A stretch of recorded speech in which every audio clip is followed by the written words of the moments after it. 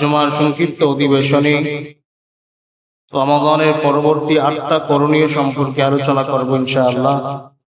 আল্লাহ তাআলা যেন আমাদেরকে আমলের নতি বলা এবং শ্রবণ করার তৌফিক দান করেন, সকলেই বলে আমিন। সম্মানিত মুসলিয়ান ইকরাম, রমাদানের পরবর্তী প্রথম করণীয় আমলগুলিকে নষ্ট না করা।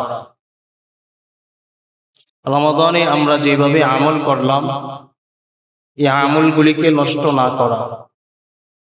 সূরা নাহাল, কোরআনুল কারীমের সূরা নাহাল 92 নম্বর আয়াতে আল্লাহ রাব্বুল আলামিন গোটা পৃথিবীর মানুষকে সতর্কবাণী করেছেন এবং একটা দৃষ্টান্ত দিয়ে পৃথিবীর মানুষকে বুঝিয়ে দিয়েছেন। আল্লাহ রাব্বুল আলামিন বলেন, ولا تكونوا كالتي نقضت غزلها من بعد قوة أنكاثا। হে পৃথিবীর মানুষ, তোমরা সেই নারীর মতো হয়ো না যে নারী সারাদিন কষ্ট করে সুতা পাকাইল, সুতো পাকানোর পরে সন্ধ্যাবেলায় সুতাটা কেটে টুকরো টুকরো করে ফেলল। তোমরা সেই নারীর মতো হয়ো না। সারাদিন কষ্ট করে সুতা পাকানোর পরে এই সুতাটা যদি আবার সন্ধ্যাবেলায় নষ্টই করে দেয়, তাহলে পাকানোর দরকার কি ছিল? সুতা পাকানোর প্রয়োজন ছিল কি? সারাদিন কষ্ট করে সুতা পাকাইলো, সন্ধ্যাবেলায় সুতাটা টুকরো টুকরো করে ফেললো, আবার নষ্ট করে ফেললো, তো লাভ কি হল? কিছুই হলো না, সময় নষ্ট হলো, পরিশ্রম হলো, কিছুই হলো না। আল্লাহ বলেন, এই পৃথিবীর মানুষ আমল জমা করার পরে এই আমলগুলিকে নষ্ট করে দিও না। কেন? যদি আমলগুলিকে নষ্টই করে দাও, তাহলে আমল করার দরকার কি ছিল? প্রয়োজন কি ছিল? আল্লাহ রাব্বুল আলামিনের অশেষ মেহেরবানিতে আমরা রমাদান পেয়েছি। আর রমাদানের শুরু থেকে শেষ পর্যন্ত আমরা সিয়ামের আমল আমাদের আমল নামায় জমা হয়েছে, কিয়ামের আমল আমাদের আমল নামায় জমা হয়েছে, আমাদের আমল নামায় তাহাজ্জুদ জমা হয়েছে, সালাতুল লাইল, তারাবি জমা হয়েছে, দোয়া, ইস্তিগফার, জিকির, কোরআন তেলাওয়াত, দান, সাদাকা সহ যত আমল করেছি, রমাদান ছাড়া অন্যান্য মাসের তুলনায় রমাদানে বেশি আমল করছি না? আমরা অনেক বেশি আমল করছি। এই যে আমলের যে একটা ধারাবাহিকতা, এই আমলের ধারাবাহিকতা আগামী রমাদান পর্যন্ত ধরে রাখা, নষ্ট না করা, ছেড়ে না দেওয়া। যে আমল করলাম, রমাদান চলে গেল, আবার ছেড়ে দিলাম না। আল্লাহ বলেন, ওয়ালা তাকুনু কাল্লাতী নাকাদাত গাজলাহা মিন বা'দি কুওয়াতিন আনকাসা। সারাদিন কষ্ট করে সুতা বাঁকানোর পরে ওই মহিলা, ওই নারী যেভাবে সুতাটা নষ্ট করে দিল, তোমরা লম্বা সময় একটা আমলের স্তূপ জমা করার পরে এই আমলগুলিকে নষ্ট করে দিও না, আমলগুলি ছেড়ে দিও না। যদি আমলগুলি ছেড়ে দাও, তাহলে ওই আমলগুলি নষ্ট হয়ে যাবে। এর ধারাবাহিকতা ধরে রাখো, ধারাবাহিকভাবে আমল করতে থাকো। পরিশ্রম করে আমল জমা করার পরে আমলগুলিকে নষ্ট না করা। সূরা মুহাম্মাদের 33 নম্বর আয়াতে আল্লাহ রাব্বুল আলামিন বলেন, ইয়া আইয়ুহাল্লাযীনা আমানু আতিউল্লাহ ওয়া আতিউর রাসূল। হে ঈমানদারগণ, তোমরা আল্লাহ এবং তার রাসূলের ইতাআত করো, অনুসরণ করো, অনুকরণ করো। ওয়ালা তুবতিলু আ'মালাকুম। তোমরা তোমাদের আমলগুলিকে বাতিল করে দিও না, নষ্ট করে দিও না। তোমরা তোমাদের আমলগুলিকে নষ্ট করে দিও না, বাতিল করে দিও না। ওয়ালা তুবতিলু আ'মালাকুম। এই যে আমল করলা, পরিশ্রম করে আমল জমা করলা, এই আমলগুলিকে নষ্ট করে দিও না। আল্লাহ এবং রাসূলের ইতাআত করো, অনুসরণ করো। রমাদানে যেভাবে আল্লাহর হুকুম সঠিকভাবে আমরা পালন করলাম, আল্লাহ রাসূলের সুন্নাহ অনুযায়ী আমাদের জীবন কাটাইলাম, রমাদানের এই আমলের ধারাবাহিকতা তোমরা ছেড়ে দিও না। আল্লাহ এবং রাসূলের উপর অটল থাকো, অনুসরণে অটল থাকো। তোমরা এই পথটা ছেড়ে দিও না। যদি ছেড়ে দাও, ওয়ালা তুবতিলু আমালাকুম, তাহলে তো তোমরা তোমাদের আমলগুলিকে নষ্ট করে দিলা, বাতিল করে দিলা। তোমরা তোমাদের আমলগুলিকে নষ্ট করে দিও না, বাতিল করে দিও না, ধরে রাখো। কেন? কষ্ট করে আমল জমা করেছে। আর এই কথা তো তারা বুঝবে না যারা আমলই করে নাই। রমাদানের পূর্বে যে অবস্থায় ছিল, রমাদানের সেই অবস্থায় কেটেছে যাদের, তারা তো এই কথা বুঝবে না, এই কথা তাদের মাথায় ধরবে না। কেন ধরবে? ধরবেই বা কেন? কারণ রমাদানের পূর্বে যেভাবে ছিল, রমাদানে সেইভাবেই কাটছে। এত ব্যস্ততা, দুনিয়ার পাগল, দুনিয়ার মহব্বত আর ভালোবাসায় তাদেরকে রমাদান বলতে, রমাদান কি শিখাইলো, রমাদান কেন আসলো, ওই কথাটাই তাদের মাথায় ঢুকে নাই। তারা আবার কি বুঝবে? আল্লাহ তাআলা আমাদেরকে সঠিক বুঝ দান করুন, সকলেই বলে আমিন। যেই কথাটা বললাম যে আল্লাহ তাআলা আমাদেরকে বলতেছেন তোমরা কষ্ট করে আমল জমাইলা, এই যে একটা মাস সিয়াম সাধনা করলাম, তাকওয়া অবলম্বন করলাম, খুদাভীতি অবলম্বন করলাম, এই যে অর্জন করলাম, আল্লাহর ভয় যে অর্জন হয়েছে, এই অর্জনটা তোমরা নষ্ট করে দিও না, ছেড়ে দিও না। যদি ছেড়ে দাও তাহলে তো তোমাদের আমলটা বাতিল হয়ে যাবে। এই যে অর্জনটা ছিল, এই অর্জন বাতিল হয়ে যাবে। এটা ধরে রাখো আগামী রমজান পর্যন্ত। এটাই তো রমাদান আমাদেরকে শিক্ষা দেয়। রমাদান আমাদেরকে তো এটাই শিখাইছে, তাকওয়া অবলম্বন করো, মুত্তাকি হয়ে যাও। মুত্তাকি হইলাম, মুত্তাকি হওয়ার পরে এই পথ থেকে আমরা যেন বিচ্ছিন্ন না হয়ে যাই, সরে না যায়। এই জন্য আল্লাহ বলেন আতিউল্লাহ ওয়া আতিউর রাসূল, আল্লাহ এবং তার রাসূলের অনুসরণ করো। ওয়ালা তুবতিলু আমালাকুম, তোমরা তোমাদের আমলগুলিকে বাতিল করে দিও না। রমাদানের পরবর্তী দ্বিতীয় নম্বর কাজ, হেদায়েতের মোকাবেলায় পথভ্রষ্টতা গ্রহণ না করা। হেদায়েতের মোকাবেলায় পথভ্রষ্টতা গ্রহণ না করা। সূরা আরাফের 175 নম্বর আয়াত, আল্লাহ রাব্বুল আলামিন বলেন উতলু আলাইহিম নাবাআল্লাযী আতাইনাহু আয়াতিনা, নবী আপনি ওই ব্যক্তির সংবাদ আপনার উম্মতকে শোনায়া দেন। নাবা আল্লাযী আতাইনাহু আয়াতিনা, আমি আল্লাহর পক্ষ থেকে যে নিদর্শনাবলী ওই ব্যক্তিকে দিয়েছিলাম, দেওয়ার পরে সে হেদায়েত প্রাপ্ত হয়েছিল। ফানসালাখা মিনহা, যখন সে এই হেদায়েতের পথ থেকে তার মুখ ফিরিয়ে নিল, ভুলে গেল, ফাতবাহু শাইতান, শয়তানের পদাঙ্ক অনুসরণ করলো, ফাকানা মিনাল গাওয়িন, সুতরাং সে বিপদগামীদের অন্তর্ভুক্ত হয়ে গেল, সে ধ্বংস হয়ে গেল। ওই ব্যক্তির সংবাদ নবী আপনি আপনার উম্মতকে শোনান। উতলু আলাইহিম, আপনি আপনার উম্মতকে ওই ব্যক্তির সংবাদ আপনি শোনান।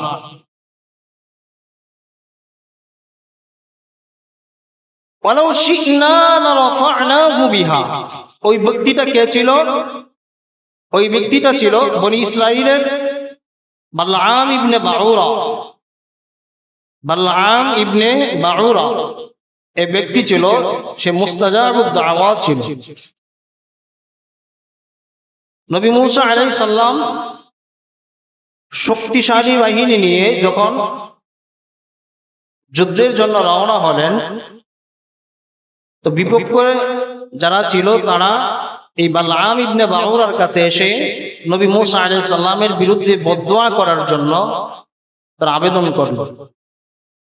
বালআম ইবনে বাউরা বলল, আমি যদি মুসার বিরুদ্ধে দোয়া করি, বদদোয়া করি, দোয়া তো কবুলই হবে না, বরং আমি আরো ধ্বংস হয়ে যাব, দুনিয়া আখিরাত আমার ধ্বংস হয়ে যাবে। তো বালআম ইবনে বাউরা রাজি না করাইতে পেরে তার স্ত্রীকে বিভিন্ন কৌশলে অর্থের লোভ দেখিয়ে রাজি করায়। আর স্ত্রী তার স্বামী বালআম ইবনে বাউরাকে অর্থের লোভ দেখিয়ে বিভিন্ন কৌশলে তাকে রাজি করায় মুসা আলাইহিস সালামের বিরুদ্ধে বদদোয়া করার জন্য। তো তিনি কি করলেন? মুসা আলাইহিস সালামের বিরুদ্ধে বদদোয়া করলেন। বদদোয়া করার কারণে আল্লাহ তাআলা তাকে ধ্বংস করে দিলেন, দুনিয়া আখিরাত সবকিছুই ধ্বংস হয়ে গেল। আল্লাহর পয়গম্বর মূসা আলাইহিস সালাম একজন নবীর বিরুদ্ধে দোয়া করছে, বদদোয়া করছে।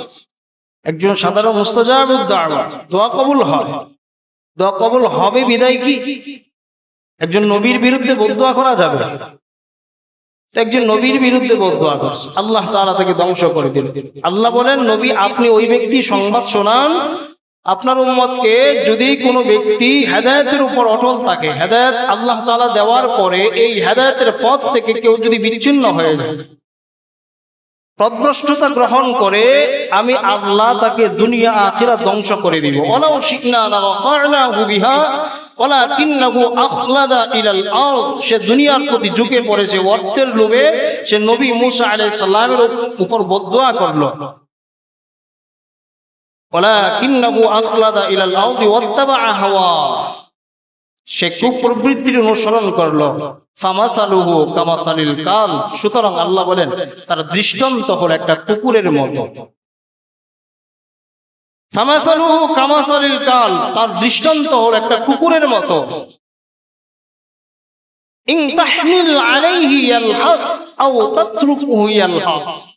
আরে কুকুরের মাথায়, যে কুকুরের দৃষ্টান্ত আল্লাহ দিচ্ছেন, কুকুরের মাথায় বোঝা দাও আর না দাও, ইন তাহমিল আলাইহি ইয়ালহাস আও তাতরুকুহু ইয়ালহাস, তার মাথার মধ্যে বোঝা দাও আর না দাও, কুকুরের জিহ্বা কিন্তু বের করেই চলতে থাকবে, জিহ্বা কিন্তু বের করেই রাখবে, বের করে করে সে হাঁপাইতে থাকবে।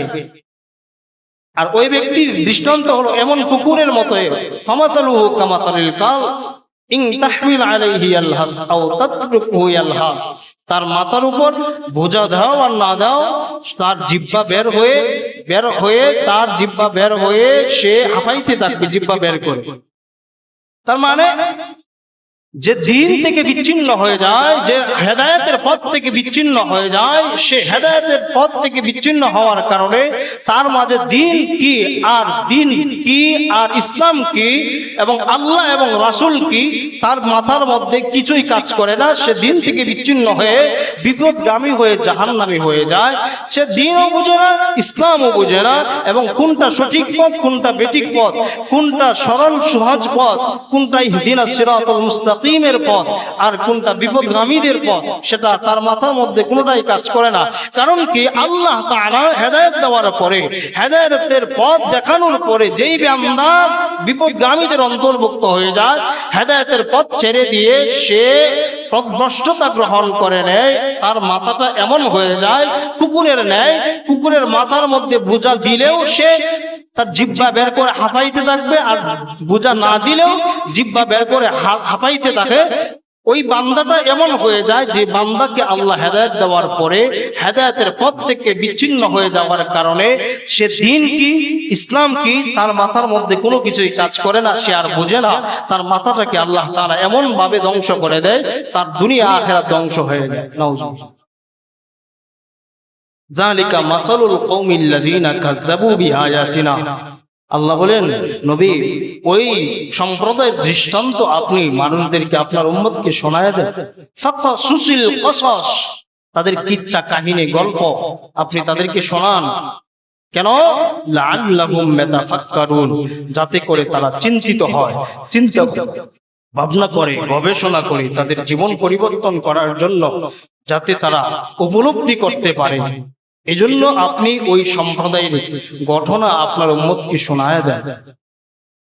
তাহলে দ্বিতীয় নাম্বার, রমাদানের পরবর্তী দ্বিতীয় নাম্বার কাজ হলো হেদায়েতের মোকাবেলায় পথভ্রষ্টতা গ্রহণ না করা।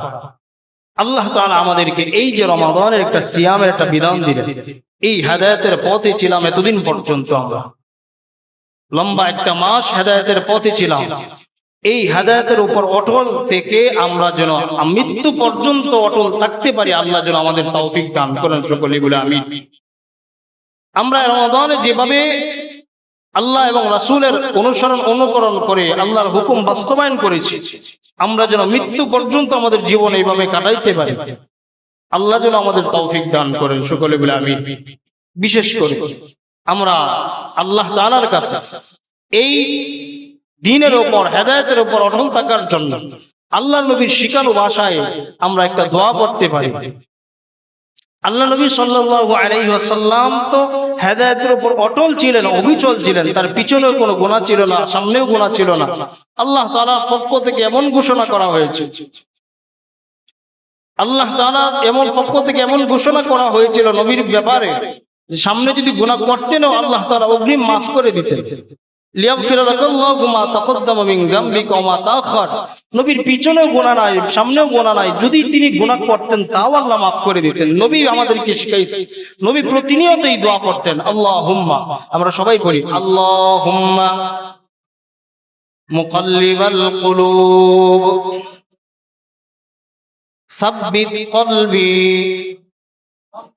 আলা দীনিক, আল্লাহুম্মা মুকাল্লিবাল কুলুব সাব্বিত কলবি আলা দীনিকা। যারা আমরা এই আরবিটা পারি পড়ব, যারা আরবি পারি না আমরা বাংলা বলব। আল্লাহুম্মা, হে আল্লাহ, মুকাল্লিবাল কুলুব, অন্তর সমূহের পরিবর্তনকারী। অন্তর সমূহের পরিবর্তনকারী কে? আল্লাহ। তাহলে হে আল্লাহ, মুকাল্লিবাল কুলুব, অন্তর সমূহের পরিবর্তনকারী আপনি। সাব্বিত কলবি, আমার অন্তরকে, আমার কলকে, আমার অন্তরকে আপনি অটল রাখেন, আলা দীনিকা, আপনার দ্বীনের উপর। যারা আমরা আরবি পারি না আমরা বাংলা বলবো, হে আল্লাহ, অন্তর সমূহের পরিবর্তনকারী আপনি আমার অন্তরকে দ্বীনের উপর অটল রাখেন, অবিচল রাখেন। আমাকে বিপদগামীদের অন্তর্ভুক্ত করে দিয়েন না, আমাকে ইহদিনাস সিরাতাল মুস্তাকিমের পথে অটল রাখেন। এই কথাগুলো, এই দোয়াগুলো আমরা পড়ব। আল্লাহ নবী সাল্লাল্লাহু আলাইহি সাল্লাম প্রতিনিয়ত এই দোয়া পড়তেন, আল্লাহুম্মা মুকাল্লিবাল কুলুব সাব্বিত কলবি আলা দীনিক। পাশাপাশি আমরা যখন সালাত আদায় করব, প্রতি সালাতের প্রতি রাকাতে আমরা পড়ি, ইহদিনাস সিরাতাল মুস্তাকিম, ইহদিনাস সিরাতাল মুস্তাকিম। সহজ পথ দেখান, সরল সহজ পথ দেখান, মুস্তাকিমের পথ দেখান। আল্লাহ, আপনি মুস্তাকিমের পথ দেখান। একটু চিন্তা করে, একটু খেয়াল করে এই আয়াতটা তেলাওয়াত করব, যখনই নামাজ পড়ব এই আয়াতটা একটু খেয়াল করে পড়ব। আল্লাহ, আপনি আমাকে সিরাতাল মুস্তাকিমের পথ দেখান, সহজ সরল পথ দেখান। সহজ সরল পথ দেখাবেন কে? আল্লাহ। আর এই দোয়া করব, হে আল্লাহ, অন্তর সমূহের পরিবর্তন করে আপনি আমার অন্তরকে দ্বীনের উপর অটল রাখেন, অবিচল রাখেন। আপনি আমাকে বিপদগামীদের অন্তর্ভুক্ত করে দিয়েন না। কেন? আল্লাহ, আপনি তো আমাকে হেদায়েতের পথ দেখিয়েছেন, হেদায়েত দিয়েছেন। এই হেদায়েতের পথ থেকে যেন আমি আপনার বান্দা হেদায়েতের পথ থেকে যেন বিচ্ছিন্ন না হয়ে যায়, আমি যেন বিপদগামীদের অন্তর্ভুক্ত হয়ে না যায়। তাহলে রমাদানের পরবর্তী দ্বিতীয় নম্বর কাজ, হেদায়েতের মোকাবেলায় পথভ্রষ্টতা গ্রহণ না করা।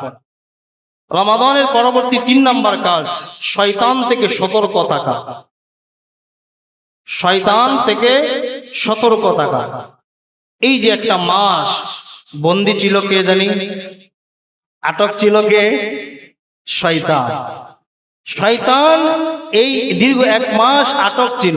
আটক ছাড়া পাওয়ার পরে 1 মাসে যা করার দরকার ছিল এই 1 সপ্তাহ পুষিয়ে নিয়েছে। কি বলেন?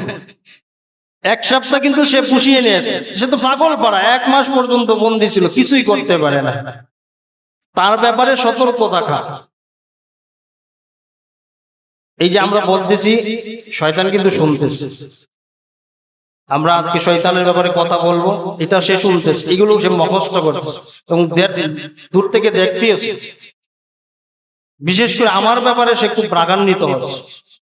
মনে মনে বলতেছে যে তুমি আজকে এই কথাগুলো না বললেও তো হইতো, কেন বলতেছে? শয়তান খুব রাগান্বিত হচ্ছে। তো শয়তান থেকে সতর্ক থাকা। সূরা ফাতিরের 6 নম্বর আয়াত আল্লাহ বলেন, ইন্না শাইতানা লাকুম আদুউন ফাত্তাখিযুহু আদুওয়া। ইন্না শাইতানা লাকুম আদুওয়া, শয়তান তোমাদের শত্রু। শয়তান আমাদের কি বন্ধু? শয়তান আমাদের শত্রু। আল্লাহ বলেন ইন্না শাইতানা লাকুম আদুওয়া, শয়তান তোমাদের শত্রু। ফাত্তাখিযুহু আদুওয়া, সুতরাং তোমরা তাকে শত্রু হিসাবে গ্রহণ করো। ফাত্তাখিজুহু আদুওয়া, সুতরাং তোমরা কি হিসাবে গ্রহণ করো? শত্রু হিসাবে শয়তানকে গ্রহণ করো। শয়তানকে কি বন্ধু হিসাবে গ্রহণ করা যাবে?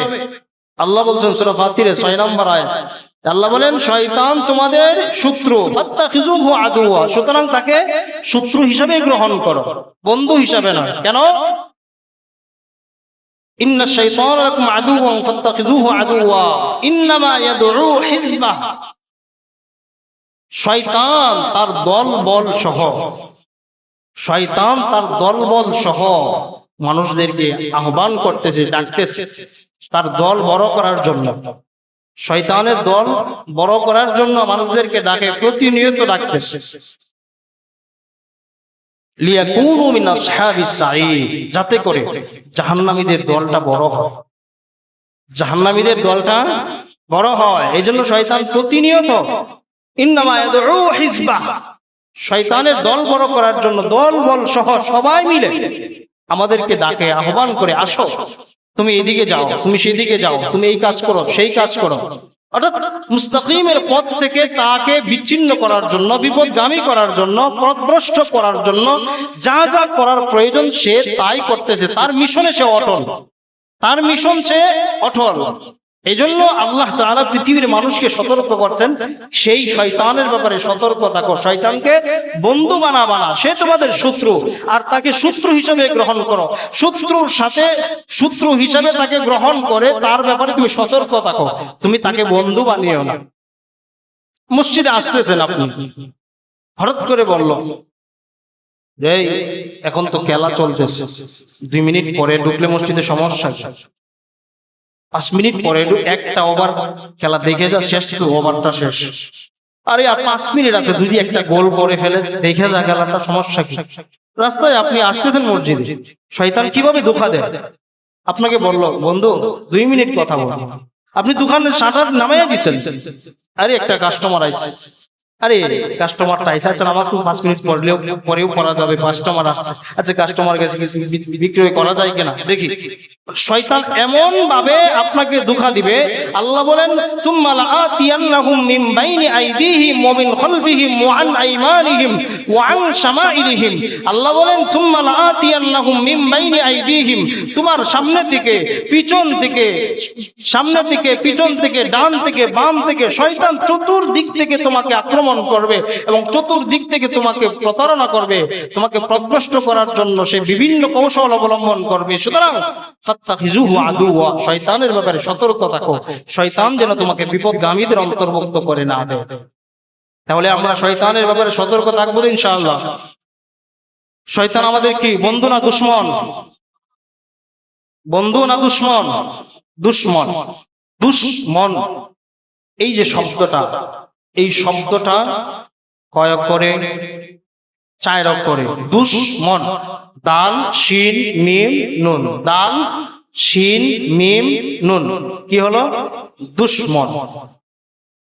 দুনিয়াতে আমাদের শত্রু দুশমন 4টা। দুশমন কয়টা? 4টা। দুশমন কয়টা? 4টা। দুশমন বানানে কয় অক্ষর?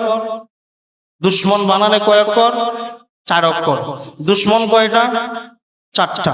দেখেন দুশমন বানানে 4 অক্ষর। প্রথম অক্ষর কি?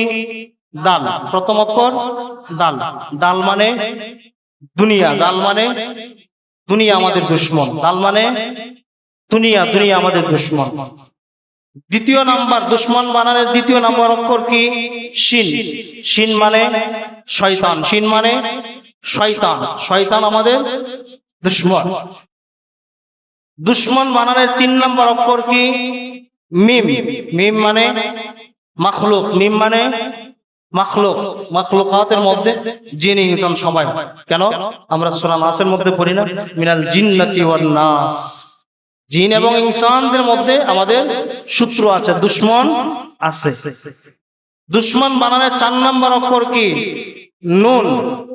নুন মানে নফস, নুন মানে নফস, নফস আমাদের শত্রু, নফস আমাদের দুশমন। তাহলে দুশমন আমরা দুনিয়াতে দুশমন আমাদের কয়টা? 4টা। দুশমন বানানে কয় অক্ষর? 4 অক্ষর। 4 অক্ষরে চার অক্ষর থেকে দুশ্মন বানানের 4 অক্ষর থেকে 4টা সূত্র, 4টা দুশ্মন আমরা পাই। দাল মানে দুনিয়া, শিন মানে শয়তান, মিম মানে মাখলুকাত, নুন মানে নফস। এই 4টা দুশ্মন থেকে আল্লাহ যেন আমাদেরকে প্রত্যেকে আল্লাহ তাআলা যেন এই দুশ্মনদের থেকে হেফাজত করেন। আমরা যেন এ থেকে বেঁচে থেকে জান্নাতের পথ ধরে রেখে অটল অবিচল থেকে বিপদগামীদের পথ যেন আমরা গ্রহণ না করি। শয়তান থেকে আল্লাহ তাআলা আমাদেরকে হেফাজত করুন, সকলে বলে আমিন। শয়তান থেকে আমরা বেঁচে থাকবো। রমাদানের পরবর্তী 3 নম্বর কাজ গেল শয়তান। 4 নম্বর কাজ নামাজ না ছাড়া, নামাজ ছেড়ে না দেওয়া। সূরা বাকারা 238 নম্বর আয়াত আল্লাহ রাব্বুল আলামিন বলেন, হাফিজু আলাস সালাওয়াতি ওয়াস সালাতিল উসতা, তোমরা সালাত সমূহের হেফাজত করো, বিশেষ করে মধ্যম নামাজ। তোমরা সালাত সমূহের হেফাজত করো, বিশেষ করে মধ্যম নামাজ। মধ্যম নামাজ বলতে মুফাসসিরিনগণ এই আয়াতের ব্যাখ্যায় মধ্যম নামাজকে উদ্দেশ্য করেছেন, উল্লেখ করেছেন আসরের সালাত। আসরের নামাজকে মধ্যম নামাজ বলেছেন। তো নামাজের হেফাজত করা। রমাদানে দেখেন আমরা ভরপুর মসজিদে মুসল্লি, ফজরে ভরপুর, জোহরে ভরপুর, আসরে ভরপুর, মাগরিবে ভরপুর, ইশায় ভরপুর। এই যে ধারাবাহিকতা আমরা একটা রমাদানে তৈরি হলো আমাদের একটা অভ্যাস, এই অভ্যাসটা ধরে রাখা, মসজিদ ছেড়ে না দেওয়া। আসরের সময় এখন দুপুর বেলায় খাবার খেয়ে ঘুমিয়ে যায়, আমরা ঘুমানোর কারণে অনেক সময় আসর লেট হয়ে যায়, ব্যবসা বাণিজ্যের কারণে আসর লেট হয়ে যায়, খেলাধুলার কারণে আসর লেট হয়ে যায়।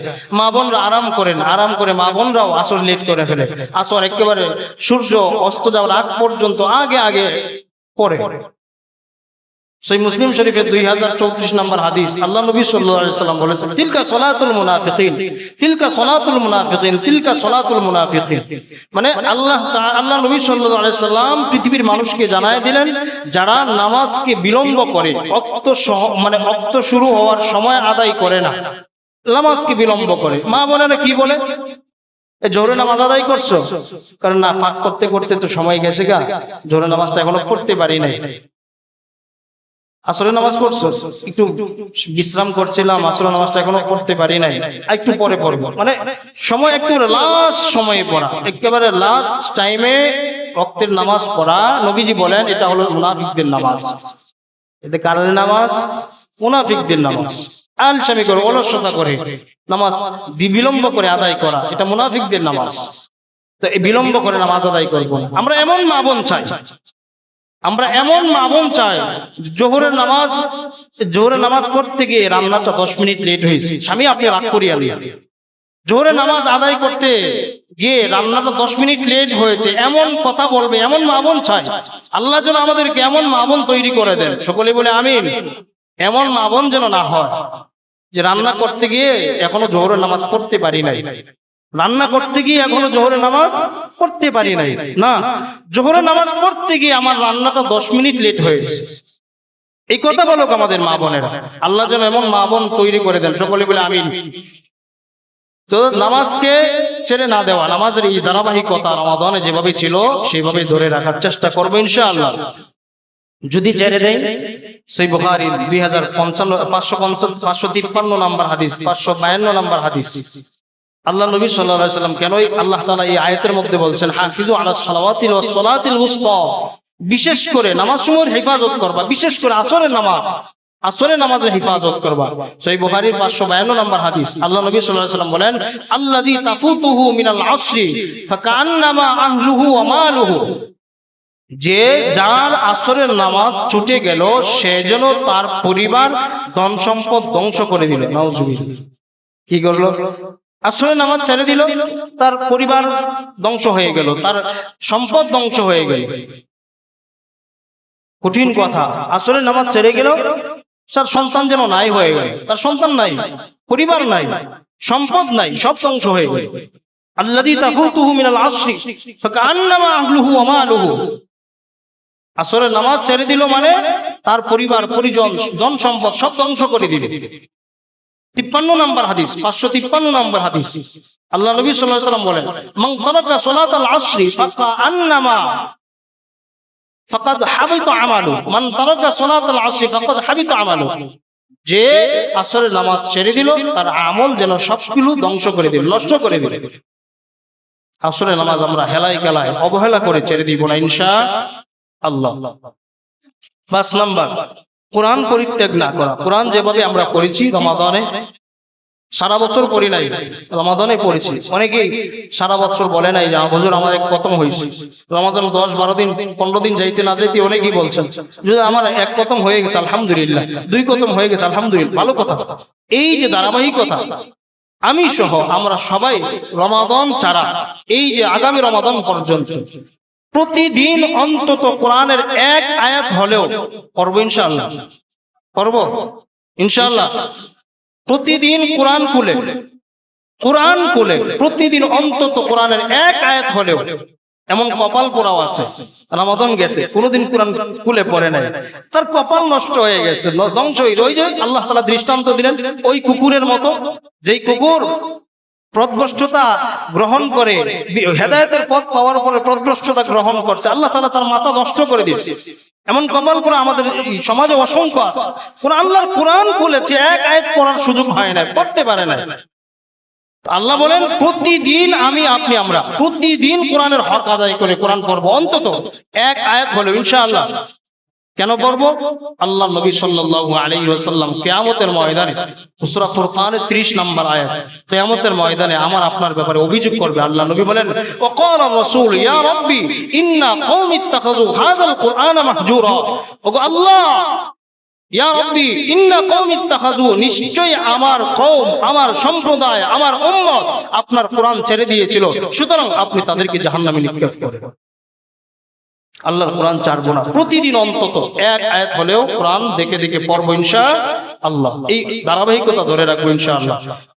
রমাদানের পরবর্তী কাজ 6 নাম্বার, বেশি বেশি জিকির করা। রমাদানে সিয়াম পালন করছি, সিয়াম অবস্থায় অন্তর থেকে এমনিতেই আল্লাহু আকবার, সুবহানাল্লাহ, আলহামদুলিল্লাহ, আল্লাহু আকবার, লা ইলাহা ইল্লাল্লাহ, এই জিকিরগুলো বের হয়েছে না? কি বলে? সিয়াম অবস্থায় এমনি ইফতার সামনে, তারপর আস্তাগফিরুল্লাহ, অটোমেটিকলি বের হয়েছে। মানে এই যে একটা ধারাবাহিকতা আমাদের, এই যে আমরা সিরাতুল মুস্তাকিমের উপর অটল ছিলাম, এটা ধরে রাখা, সারা বছর জিকির করা। সূরা আহজাবের 41 নম্বর আয়াতে আল্লাহ বলেন ইয়া আইয়ুহাল্লাযীনা আমানুযকুরুল্লাহা যিকরান কাসীরা, হে ঈমানদারগণ তোমরা বেশি বেশি আল্লাহর জিকির করো, ওয়াসাব্বিহুহু বুকরাতাও ওয়া আসীলা, সকাল সন্ধ্যা রবের তাসবিহ পাঠ করো। কার হুকুম? আল্লাহর হুকুম। সূরা আহজাবের 41 নম্বর আয়াত। সূরা বুখারী, সহিহ বুখারীর 6407 নম্বর হাদিস, আল্লাহ নবী সাল্লাল্লাহু আলাইহি ওয়াসাল্লাম বলেন মাসালুল মুমিনিল্লাযী ইয়াযকুরু রাব্বা ওয়াল্লাযী লা ইয়াযকুরু রাব্বা মাসালুল হাইয়্যি ওয়াল মাইয়িত। দুজন মানুষ, আমি আপনি দুজন মানুষ, আমি জিকির করি আপনি জিকির করেন না, বা আপনি জিকির করেন আমি জিকির করি না। আপনি যে জিকির করেন আপনি জীবিত মানুষ, আর আমি জিকির করি না, আমি মৃত মানুষ। আল্লাহ নবী সাল্লাল্লাহু আলাইহি ওয়াসাল্লাম দৃষ্টান্ত দিয়ে বুঝিয়ে দিয়েছে। 7 নাম্বার, রমাদানের পরবর্তী কাজ হলো আমরা সাদিকিনদের পথ অনুসরণ করব, সত্যবাদীদের সুহবত নিব। আল্লাহ তাআলা সূরা তাওবার মধ্যে বলেন ইয়া আইয়ুহাল্লাযীনা আমানুত্তাকুল্লাহ ওয়া কুনু মা'আস সাদিকিন, তোমরা সত্যবাদীদের সাথে সাথী হও, তোমরা সত্যবাদীদের সুহবত গ্রহণ করো, সঙ্গী হয়ে যাও। কেন? রমাদান আমাদেরকে আল্লাহ তাআলা কেন দিলেন? মুত্তাকি হওয়ার জন্য। রমাদান চলে গেল, তখন মুত্তাকি হব কি করে? সত্যবাদী যারা আল্লাহ তাআলার ওলি, আল্লাহর ওলিদের সুহবত যখন আমরা গ্রহণ করব, তাদের থেকে বিভিন্ন সময় নসিহত গ্রহণ করব, ওয়াজ গ্রহণ করব, তারা ওয়াজ করবে, নসিহত করবে, আমাদের কলব, অন্তর, এখানে তাকওয়া, অন্তর তাকওয়া পয়দা হবে, তাকওয়া সৃষ্টি হবে, আল্লাহর ভয় জাগ্রত হবে। আল্লাহর ভয় জাগ্রত করার জন্য সত্যবাদী মানুষ যারা, আল্লাহর ওলি যারা, আল্লাহর প্রিয় যারা, তাদের সুহবত গ্রহণ করা। ইনশাআল্লাহ আমরা সত্যবাদী মানুষদের সুহবত গ্রহণ করব, বিপদগামী শয়তান দুষ্ট মানুষদের থেকে আমরা দূরে থাকবো ইনশাআল্লাহ। 8 নাম্বার, রমাদানের পরবর্তী কাজ শাওয়াল মাসের 6 রোজা রাখা। শাওয়াল মাসে কয় রোজা? 6 রোজা।